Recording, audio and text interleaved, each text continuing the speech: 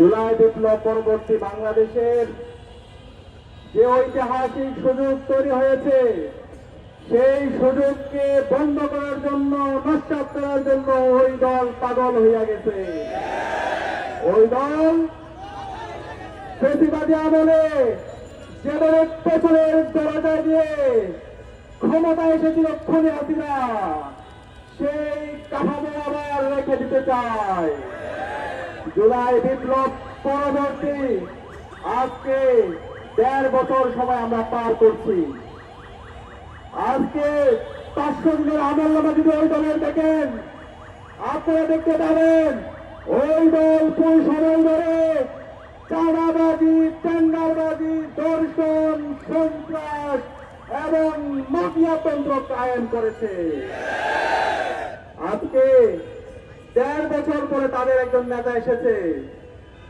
ওই নেতা আসার পরে আমরা দেখতে পেয়েছি ওই দলের সন্ত্রাসীরা আরো লাগামহীন হয়ে উঠেছে। ওই নেতা আসার পরে বাংলাদেশের প্রতিটি ক্যাম্পাসে ক্যাম্পাসে সেই গণতন্ত্রের ধারা শুরু হয়েছে, সেই গণতন্ত্রের ধারা বন্ধ করার জন্য পাগল হয়ে গেছে।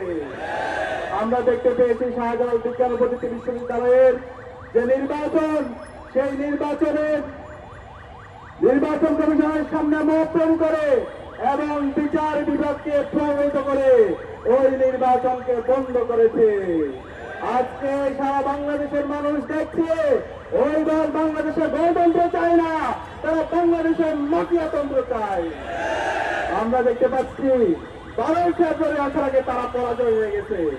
তারা দেখতে পাচ্ছে বাংলাদেশে আজকে সকল নাগরিকতা ইনসাফের পক্ষে অবস্থান নিয়েছে। বাংলাদেশের যে ৪ কোটি তরুণ, তারা ৫টি ছাত্র সংসদ নির্বাচনে ইনসাফের পক্ষে, প্রতিনিধিদের পক্ষে তারা অবস্থান গ্রহণ করেছে। এবং আসন্ন যে নির্বাচন, ১২ ফেব্রুয়ারি যে নির্বাচন, সেই নির্বাচনে ইনসাফের পক্ষের প্রতিনিধিদেরকে বিজয় করার জন্য তারা মুখিয়ে আছে। এই বিজয় দেখে তারা পাগল হইয়া গেছে। আজকে তারা কাপুরুষের মতো সারা দেশে আমার মা বোনদের উপর হামলা করছে।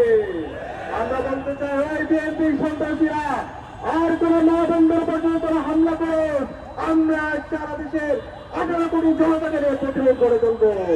আর ছাড় দেওয়া হবে না, আর ছাড় দেওয়া হবে না।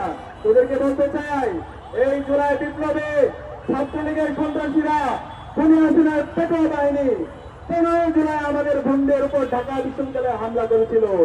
এরপরে যে গণবিপ্লব শুরু হয়েছিল,